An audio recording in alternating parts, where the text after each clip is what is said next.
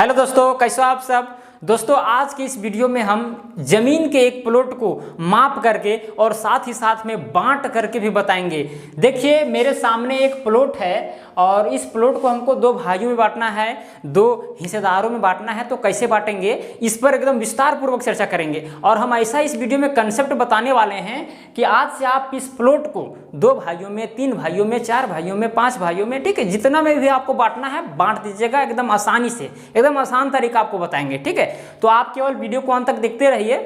तो सबसे पहला काम है कि आप जिस प्लॉट को मापने के लिए जा रहे हैं या फिर जिस प्लॉट को मापा जा रहा है वह किस आकृति का है, इसको पहले आपको पहचानना है। तो देखिए ये आपको किसी आकृति का लग रहा है, जरूर आप जरूर जानते होंगे, पढ़े होंगे, ये समलम चतुर्भुज का आकृति है। किसका? समलम चतुर्भुज। समलम चतुर्भुज क्या कहता है कि वैसा चतुर्भुज, यानी वैसा चार भुजाओं वाला घिरा हुआ क्षेत्र जिसमें दो भुजा समांतर हो। यहाँ पर ये वाला भुजा और ये वाला भुजा क्या है? समांतर है। और बाकी बात ये दोनों समांतर रहे चाहे ना रहे उससे हमको लेना देना नहीं है। अगर दो भुजा समांतर है तो उसको हम समलम चतुर्भुज कह सकते हैं, ठीक है। तो ये समलम चतुर्भुज है। और देखिए इस इधर रोड है। अब रोड के तरफ दोनों हिस्सेदार को बराबर हिस्सा मिलना चाहिए, क्योंकि रोड का जमीन जो होता है कॉस्टली होता है, बहुत ही महत्वपूर्ण होता है, क्योंकि रोड के तरफ से ही निकलना आना जाना सब लगा हुआ रहता है कि नहीं। तो रोड के तरफ सब हिस्सेदार चाहता है कि हमको ज़्यादा मिले या फिर बराबर मिले, लेकिन कम ना मिले, है कि नहीं।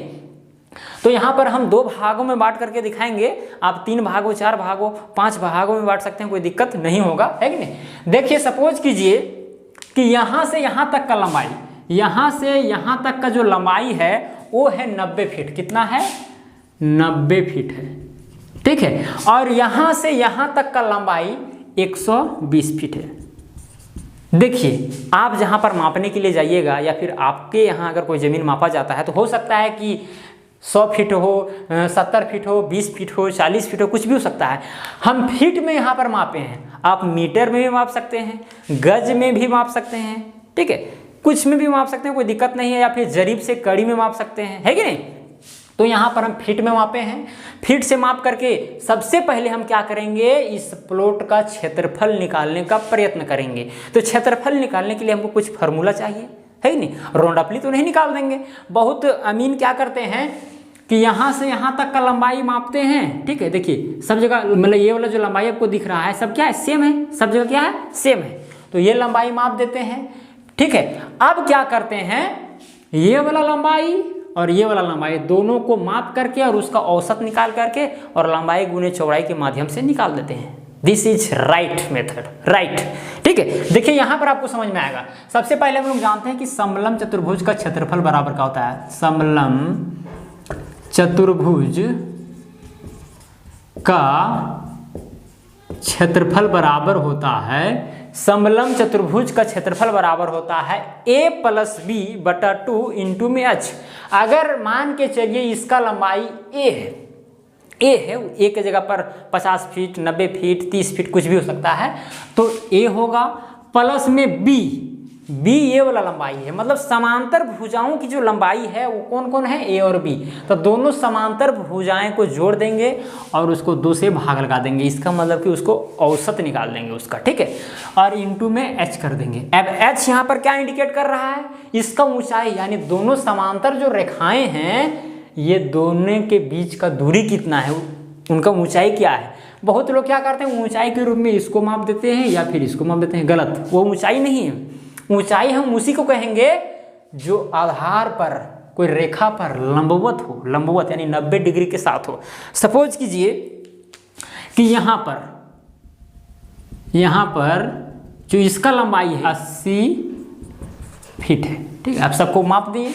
अब हमको a का भी मान पता हो गया 90 फीट, b का भी मान पता हो गया 120 फीट और h का मान ऊंचाई कितना हो गया? 80 फीट। अब सबसे पहले हम क्या करेंगे, इसका क्षेत्रफल निकालेंगे। क्षेत्रफल, ठीक है। पहले तो हम इसको पहचानेंगे कि भाई कौन सा चतुर्भुज है या कौन सा आकृति है। दूसरा में क्या करेंगे, इसका हम क्षेत्रफल निकालने का प्रयास करेंगे। अब देखिए इसका अगर हम क्षेत्रफल निकालेंगे तो कितना हो जाएगा, ये फार्मूला आप नोट कर लीजिएगा, ये आपको बाद में भी काम देगा। तो देखिए यहाँ पर क्या हो जाएगा, a का मान कितना हो जाएगा। अब क्षेत्रफल निकालेंगे तो क्या हो जाएगा, ए का मान वहाँ पर 90 है तो 90 लिखेंगे। अब बी का मान कितना है 120 तो 120 लिखेंगे, ठीक है। डिवाइडेड बाय 2 हो जाएगा और इनटू में एच का मान कितना है 80 है तो 80 लिख देंगे, ओके। अब इसको क्या कीजिए 2 से भाग लगा दीजिए, ठीक है। यहाँ कट जाएगा तो बचेगा 40। अब 90 और 120 कितना हो जाएगा 210 हो जाएगा और इनटू में कितना हो जाएगा 40 हो जाएगा, कोई दिक्कत। अब गुना कर दीजिए 4 4 दूना 8 00 कितना आ गया 8400 स्क्वायर फीट आएगा, क्योंकि क्षेत्रफल जो है हमेशा स्क्वायर में आता है, वर्ग में आता है। इसका भी हम चर्चा कर चुके हैं, ठीक है, देखे होंगे मेरे चैनल पर अगर आप जुड़े हुए होंगे तो। अब देखिए यहाँ पर क्या हुआ कि इस पूरे प्लॉट का क्षेत्रफल निकल गया 8400 स्क्वायर फीट। अब उसको हमको 2 भाग में बांटना है, कितना भागों में 2 भागों में बांटना है। तो एक हिस्सेदार को कितना हिस्सा होगा, इसको 2 से भागा देंगे, यानी एक हिस्सेदार का जो है एक हिस्सेदार का हिस्सा होगा कितना, इसका आधा कर दीजिए तो 8400 का आधा कितना हो जाएगा 4200, यानी 4200 स्क्वायर फीट करके एक हिस्सेदार का हिस्सा होगा। अब सवाल ये उठता है कि आप तो जान रहे हैं कि रोड पर आपको जमीन बराबर देना है, क्योंकि रोड का जमीन तो कोस्टली होता है कि नहीं, ये रोड है, रोड का जमीन तो कोस्टली होता है, बराबर देना है, क्योंकि रोड से ही सबका आना जाना लगा हुआ रहता है कि नहीं। तो रोड के जगह पर आपको बराबर देना है, ये फिक्स है। अब यहाँ पर ऊंचाई यहाँ पर अभी काम नहीं है, क्षेत्रफल तो निकाल दिए हैं, हम इसको मिटा देते हैं कि नहीं। अब करना क्या है कि यहाँ से अगर यहाँ तक का लंबाई 90 फीट है तो इसका मिड पॉइंट कितना पर हो जाएगा 45 फीट पर, यानी यहाँ से यहाँ तक का लंबाई हो जाएगा 45 और यहाँ से यहाँ का लंबाई भी कितना हो जाएगा 45 फीट हो जाएगा, ओके। अब क्या करेंगे, अब देखिए यहाँ से यहाँ तक का लंबाई कितना है 120 फीट है, इसको भी आप आधा कर दीजिए तो 120 का आधा कितना हो जाएगा 60, कितना होगा 60, यानी यहाँ से लेकर के 60 फीट देखिए कहाँ पर आता है। सपोज कीजिए कि 60 फीट यहाँ पर आ गया, मतलब 60 फीट ये वाला, ठीक है, यहाँ से यहाँ तक का लंबाई और 60 फीट यहाँ से यहाँ तक का लंबाई, ठीक है। अब क्या कीजिए ये दोनों पॉइंट को आप मिला दीजिए, क्या कीजिए दोनों पॉइंट को मिला दीजिए। तो इस तरह से ये जो प्लॉट है 2 भाइयों में बराबर रूप से बट गया, एकदम छू मंतर के जैसा। नहीं, अगर आपको डाउट लगता है कि नहीं ऐसा अगर करेंगे तो सही से बंटवारा होगा कि नहीं होगा, तो इसके बाद में बंटवारा करने के बाद में एक बार आप वेरिफिकेशन जरूर करें, वेरिफिकेशन जरूर करें। हो सकता है कि आपको बंटवारा करने से में त्रुटियां हो गई है कि नहीं। तो देखिए इसका अगर वेरिफिकेशन करना चाहें, हम तो जान रहे हैं कि एक हिस्सेदार का 4200 स्क्वायर फीट होना चाहिए। अच्छा आप ये बताइए, ये जो पूरा प्लॉट था, पूरा प्लॉट समलंब आकृति का था, समलंब चतुर्भुज का। अब एक प्लॉट जो ये वाला है ये भी समलंब चतुर्भुज है, क्यों, क्योंकि इसमें ये वाला और ये वाला ये भी मतलब समांतर हित रहेगा, है कि नहीं। तो ये भी समलंब चतुर्भुज के कैटेगरी में आएगा। अब जब समलंब चतुर्भुज के कैटेगरी में आएगा तो हम तो नापी के अनुसार यहाँ से यहाँ का लंबाई कितना है 45 फीट है और यहाँ से यहाँ की लंबाई 60 फीट, और ऊंचाई जो है ऊंचाई 80 फीट रहेगा, 80 फीट ऊंचाई जो है 80 ही फीट रहेगा। पहले जो हम लिखे थे ऊंचाई 80 फीट ही रहेगा, क्योंकि जो समांतर जो रेखाएं होते हैं वो हर जगह समान दूरी पर होते हैं। ऐसा नहीं कि ये वाला रेखा और ये वाला रेखा समांतर है, यहाँ से यहाँ नापे 80 फीट आया, फिर यहाँ से यहाँ नापेंगे 90 फीट हो जाएगा। नहीं, समांतर रेखाएं तभी होती है जब वो दोनों के बीच का जो डिफरेंस होता है सेम होता है कि नहीं। तो 80 फीट होगा। तो देखिए इसी फार्मूला से हम वेरिफिकेशन क्या करेंगे, वेरिफिकेशन कि जो हिस्सेदार को जो हिस्सा मिला है वो बराबर रूप से मिला है कि नहीं मिला है कि नहीं। तो देखिए इस फार्मूला के आधार पर पुट कीजिए। देखिए ए का मान वहाँ कितना हो जाएगा 45, क्या हो जाएगा 45, वेरिफिकेशन कर रहे हैं 45। बी के जगह पर यहाँ कितना हो जाएगा 60, तो 60 हो गया, डिवाइडेड बाय 2 हो जाएगा, इनटू में एच का मान 80 ही होगा, ओके। अब इसको कट कीजिए, यहाँ कितना आ जाएगा 40। अब ये दोनों को जोड़िए, जोड़ने के बाद में गुना करना है कि नहीं। ऐसा नहीं कि 60 और 40 गुना कर दिए हैं फिर इधर छूट गया, फिर गलत हो जाएगा। 60 और 45 कितना हो जाएगा 105, 105 गुना 40।